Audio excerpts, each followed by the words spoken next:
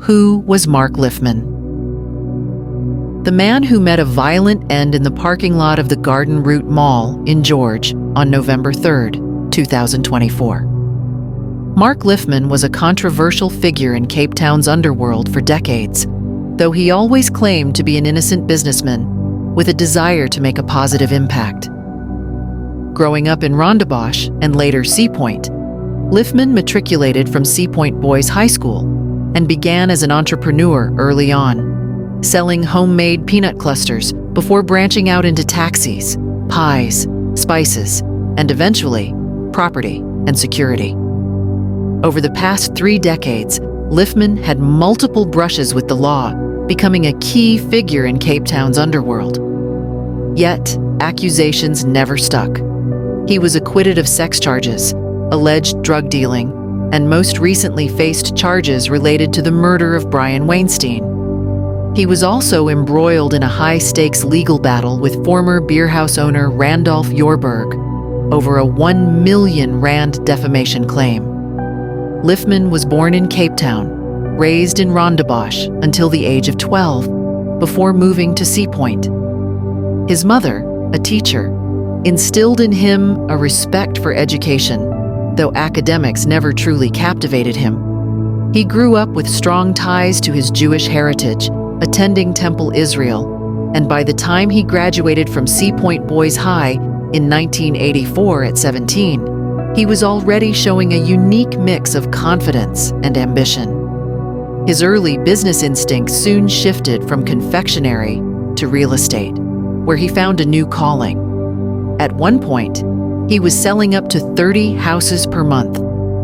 This led to an introduction to Jerome "Donkey" Booysen, a pivotal figure in his life.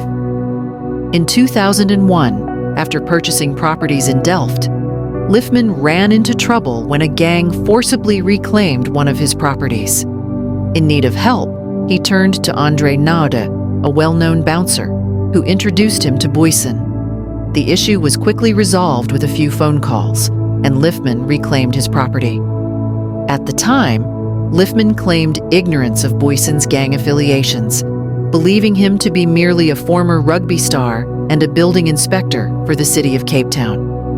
Booysen's connection to the Sexy Boys, a prominent gang on the Cape Flats, only came to light for Lifman later.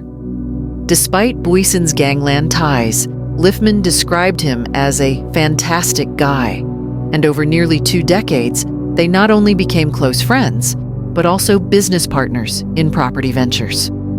In 2005, Lifman acquired the El Rio Hotel in Sea Point, a property at the center of a neighborhood plagued by drugs and prostitution.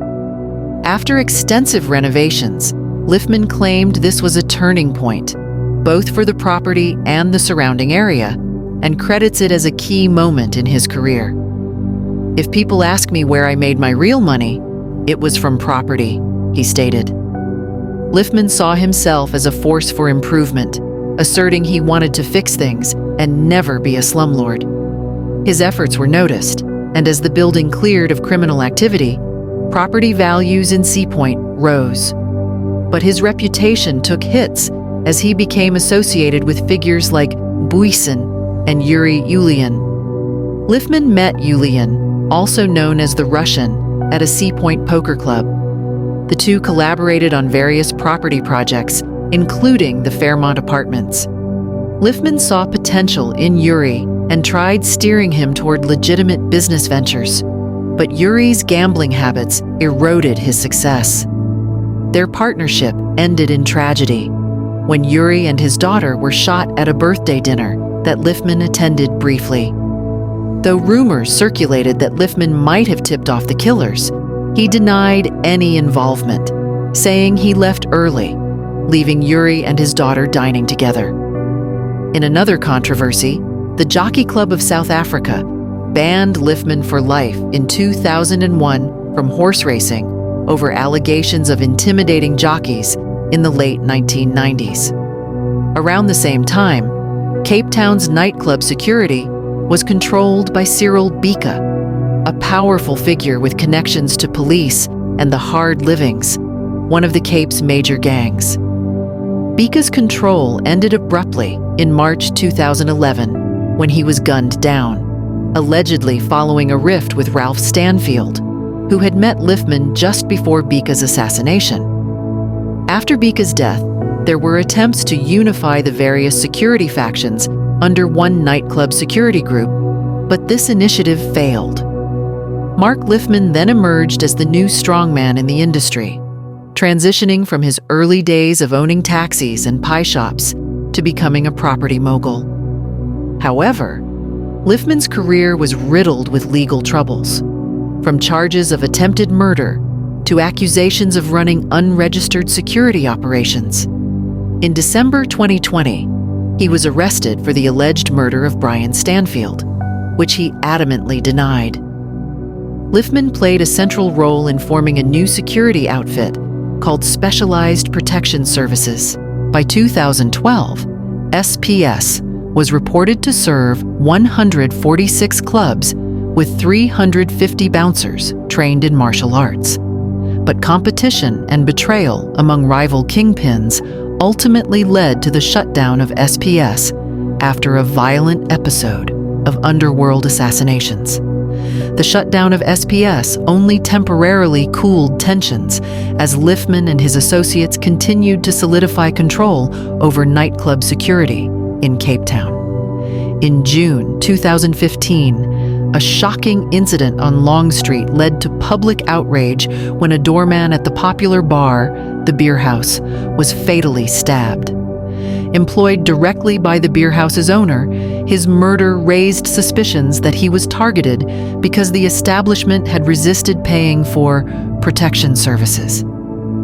Amid the assassinations connected to figures in the underworld, gangs, and nightclub security, Mark Lifman's influence over the nightclub security scene only seemed to solidify. Adding to Lifman's mystique as a powerful, connected individual, a photo of him attending a birthday rally for former President Jacob Zuma in Cape Town appeared in a Sunday newspaper in April 2014. For years, the so-called Lifman Group held a tight grip on nightclub security and bouncer services. However, in March 2017, a formidable rival emerged, Nafiz Modack, an ambitious player who aggressively challenged Lifman's dominance. Alongside his associates, Modack sought to take over the lucrative security contracts Lifman controlled, backed by similar connections to Cape Town's underworld. Known for his ruthless approach and experience in bouncer operations, Modack swiftly disrupted the balance in the nightclub industry. By 2018, a fierce competition erupted between the Lifman and Modack factions, with each vying to control the security arrangements for Cape Town's nightlife. Modack appeared to gain an edge, capturing several of the security contracts once held by the Lifman Group. But despite Modack's gains, the conflict between the two groups continued to fuel violent power struggles that left nightclub owners and restaurateurs caught in the crossfire of intimidation and extortion. Meanwhile, Lifman faced mounting issues with the South African Revenue Service, SARS. Roughly a decade earlier, he was hit with a tax bill amounting to 388 million rand in the Enforcers. Lifman alleged that SARS's probe was based on intelligence from what would be known as the SARS Rogue Unit. Yet, this narrative ultimately fell apart, as SARS denounced it as baseless. The Rogue Unit had become a key element of what many saw as a manipulated storyline amidst the nation's state capture crisis.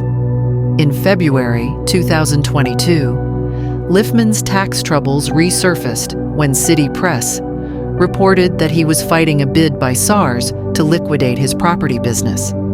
By 2016, Lifman, Andre Naud, and brothers Jerome and Colin Booysen of the Sexy Boys gang had established the Brotherhood, a formidable group that dominated the nightclub security industry in Cape Town. Tensions, however, arose in November 2016 after altercations between Colin Booysen and Cor Naidu, a close ally of Jerome Booysen, and alleged 27 gang member. The state's indictment suggested that Naidu, active in the Lifman group, was involved in extorting businesses within the nightlife scene. Naude attempted to mediate a separation between the Brotherhood and Colin Booysen. Yet, in March 2017, Jerome Booysen grew concerned when Colin aligned himself with Modack. According to the indictment, a meeting took place at William Red Stevens's home, where Lifman purportedly expressed a desire to regain control over the city center by force. He insisted he'd need 100 to 200 men prepared to intimidate nightclub owners to shift back to his side. On April 9, 2017, Jerome Booysen, Nod, and others allegedly descended on Cape Town's nightlife venues, armed and wearing bulletproof vests, intimidating patrons and causing chaos until police ordered them to disperse. Following this, the Lifman group reportedly adjusted tactics, forming a 27-gang hit squad to target members of the Modack group and its affiliates. Lifman and his associates, however, denied all charges, pleading not guilty. In April 2021, just months after Lifman's arrest, Modack was apprehended over the murder of anti-gang unit detective Charles Kinnear, who was killed outside his home in September 2020. Kinnear had been probing an arms racket allegedly involving Modack and several senior police officers. Modack faced an astonishing 3,100 charges, with the state describing him as the head of the Modack Enterprise, a syndicate linked to police corruption, murder, extortion, and gang violence. Authorities claimed Modack used members of the terrible West Siders and junky Funky Kids gangs for contract killings. Modack, like Lifman, maintained his innocence, pleading not guilty to multiple murder counts. With both cases pending in court, the handling of each highlighted contrasting fates. While Lifman and Jerome Booysen secured release on 100,000 Rand bail, Modack was denied bail and held in Goodwood Prison. The divergent treatment influenced power dynamics in the CBD's security scene. Then, a seismic event rocked the underworld on November 3, 2024, when Lifman was reportedly assassinated in the Garden Route Mall parking lot. Allegedly set up by a trusted associate, he went without his usual security detail and was ambushed by 2 attackers. The motives remain speculative, and the question lingers as to who backdoored him. At the time of his death, Lifman was embroiled in a legal battle with Randolph Jorberg, the owner of the beer house, demanding 1 million Rand for defamation. This dispute stemmed from a long-standing feud that began with the 2015 murder of doorman Joe Kunene outside the beer house. Kunene's death was rumored to be linked to Jorberg's refusal to accept security services from Lifman's group. As recently as July 2024, the beer house closed down, citing extortion issues. In an affidavit dated October 21st, Lifman accused Jorberg of defamation on the TV program Carte Blanche and in social media posts, adding yet another chapter to his complex legacy. Thank you for watching. Kindly drop your thoughts in the comments section and see you in our next video.